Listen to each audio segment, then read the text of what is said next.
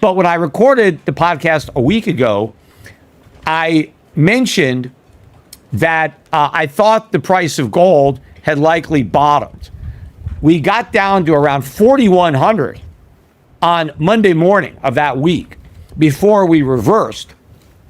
And then we rose up, I think yesterday, we got as high as almost 4,800. So that's about a 17% rise. Gold ended up closing on the week at 46.76 because we did pull back yesterday in response to the president's disappointing speech, which I will get into next.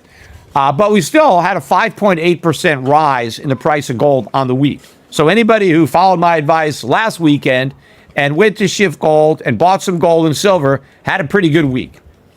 Silver up 7.2% on the week, closing the week back above 70 at $72.90. But an even better performance out of the gold and silver mining stocks. This is despite yesterday's drop and the fact that the week was only 3 trading days long, other than yesterday's drop. But so in the 4 days of the week, the GDX was up 14.5%. And the GDXJ up 14.8%. That's after yesterday's decline. So the first 3 days of the week saw huge gains, mostly in Tuesday and Wednesday. Most of the gain were those 2 days back to back. That dwarfed the gain in the stock market. The Dow was only up about 1.65% on the week.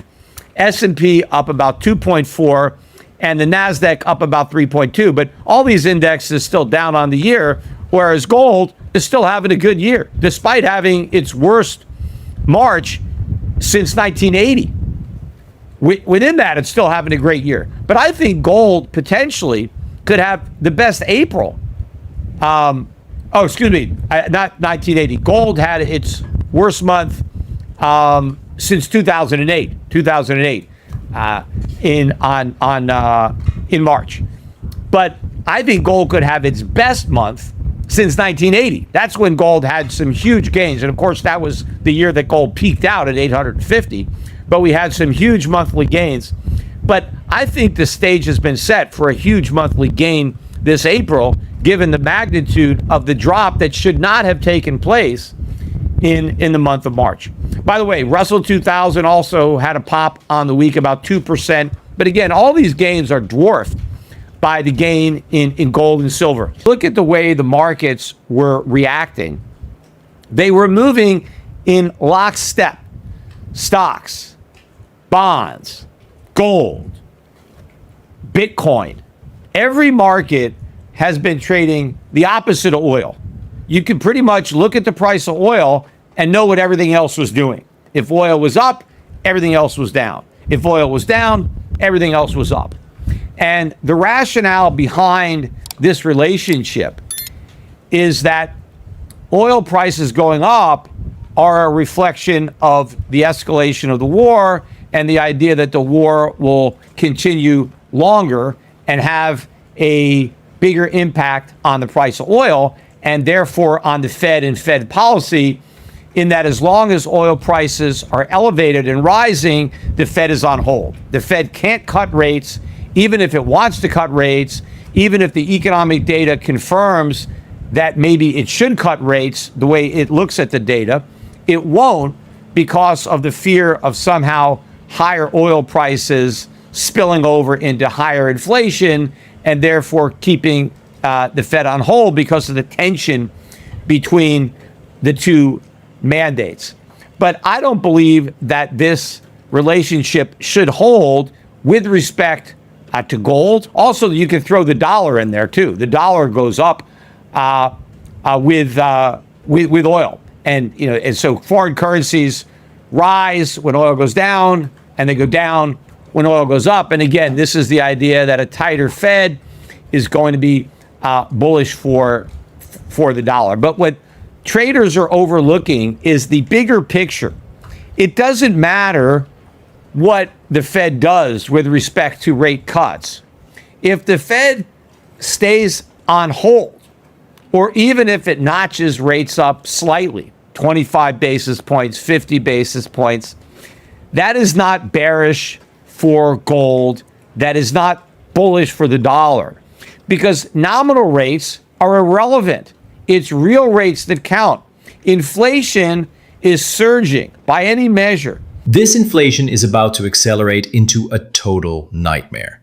As rising energy costs completely devastate the domestic economy, desperate politicians will be mathematically forced to unleash a massive, unprecedented tsunami of new money printing right before the upcoming midterm elections. And it's not the higher oil prices that are going to cause the inflation.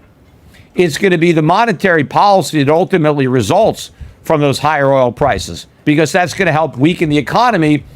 And soon investors are going to start pricing in the next round of economic stimulus, which I believe will be enacted well before the midterm elections in November. There's going to be a lot of pressure for economic stimulus going into the economy. And the higher the oil price is and the longer it stays up, the more pressure there's going to be. But the war is increasing budget deficits, and all that's going to put downward pressure on treasuries. That's going to weaken the economy. Higher interest rates, higher mortgage rates. And as the economy weakens and budget deficits widen and more money is printed, the inflation rate goes up. But immediately, these higher fuel prices are going to start feeding into the CPI, and especially to food, and food prices are also rising. I don't know if you've seen the price of coffee lately. That's surging. But all commodity prices are going to be impacted by what's happening with fertilizer prices. And so as inflation rises, that means real rates are falling. Real interest rates in 2026 are going to be far lower than anybody had forecast. Even if we had had 2 or 3 rate cuts by the Fed during the year, even without those cuts, based on a massive increase in even the way the government measures inflation, it's going to be obvious that real interest rates in 2026 are going to be much lower than anyone had forecast. And therefore, the price of gold should be considerably higher and the dollar lower. By the way, yesterday was the 1-year anniversary of Liberation Day. And as I said a year ago yesterday, April Fool's Day came late. It came on April 2nd, because Liberation Day was really April Fool's Day, because the only ones being liberated, I said, were the rest of the world. They were going to be liberated from the burden of having to prop up the U.S. economy by sending their exports to us and by financing our deficits. And a year later, the U.S. has nothing to show for those Liberation Day tariffs. The trade deficits are as bad now as they were back then. The U.S. economy has been very weak over the past year. The stock market gains have been minimal. I think since Liberation Day, maybe the S&P is up, I don't know what it is, 15% or something like that. I forget exactly, but gold's up about 50%. 50%. Not a lot of people might have anticipated that the market that would react the best to the tariffs would be gold, because everybody said that the tariffs were going to strengthen the dollar. That didn't happen. The dollar is a little lower than it was on Liberation Day, but gold is substantially higher. The reputation of capitalism is going to be so beaten up by the media and by the left, because they're going to blame all this stuff, all this bad stuff on capitalism. You got to make sure you have got all of your economic ducks in a row. You've got to really prepare for that by diversifying, as I've been saying, out of U.S. assets, out of U.S. dollars, into gold and silver. Head over to schiffgold.com. Get a T-Gold account. You may really need your T-Gold account by the time we have the socialists running the show here in America.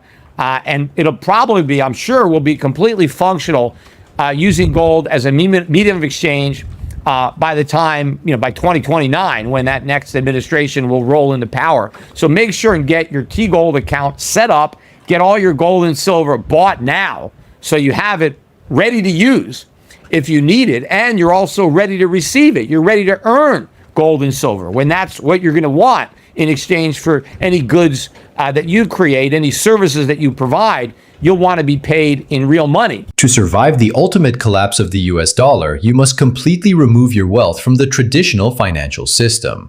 Schiff urges investors to secure physical, spendable gold immediately, warning of a radical socialist takeover that will permanently destroy the American economy. And even though we had this big rally in gold and silver stocks last week, almost 15%, we're still way, way below the peak from the end of February, when stocks were still cheap. Even though they had a huge gain, they were still cheap. Yes, gold prices have pulled back, but by the end of April, I think we can be substantially above 5,000 again. Yes, oil prices are higher, so that is on balance a negative for the miners, but not enough to offset the massive positive that never even got priced in from the big increase. Now, yields on U.S. Treasuries did fall slightly on the week, but not much. The yield on a 10-year Treasury closed at about 4.31 something, and on a 30-year 4.89. So, the highest the yields really got was about 4.4 on the 10-year and 4.99. I don't think I ever saw us touch 5%. So we're not far from the absolute highs on yields. Dollar index also had a positive week, but just barely. I think it eked out about a 25 basis point gain to end the week just north of 100. And I think the reason that we got the pullbacks on Friday had to do with Donald Trump's speech, relatively short speech. If you missed it, the whole thing, you can check it out on the internet. But the bottom line is all Trump really did is kind of rehash all of his Truth Social posts about the war. One of the things that Trump kept repeating was how incredible the victory was, how nobody has ever seen anything like it. Everybody is talking about it, the brilliance of the American military, how efficient we are, how devastating this victory is, how there's never been a victory anywhere as victorious. It's the greatest victory in the history of war. Again, all this puffery, braggery, the same way he talks about the economy. Now, of course, I mean, with all of our military might, with all of the money that we spend on the military, I mean, you would imagine that we would be able to have a decisive victory against Iran, although he kept embellishing Iran, how they were such a big and powerful country and the big bully of the Middle East, yet we kicked their ass like there's never been an ass kicking. We killed them so fast, nobody could believe how quickly we won, how incredible the defeat is. They have no Navy, it's gone. They have no Air Force, it's gone. All of their defense capabilities have completely obliterated. Although if that is the case, why are we still there? If we've already won such a decisive battle and they have no Navy and they have no Air Force and they barely have any missiles, I mean, what's there to do? I think what scared the markets, though, is he said that we're going to hit them hard. Although I'm not really sure what's left to hit. But we're going to hit them hard over the next 2 to 3 weeks. And according to Donald Trump, we are going to bomb Iran back to the Stone Age. Now, if that's the case, obviously he's going to be targeting civilian infrastructure. If we're going to bomb them back to the Stone Age, we got to get rid of their electricity. We got to get rid of their running water. I don't know what the purpose of trying to inflict all this pain on the Iranian public is. I mean, they're not in control. They have no control over what their leaders are doing. Why do we want to specifically target these civilian targets, especially if Donald Trump is true and we've completely eradicated their military threat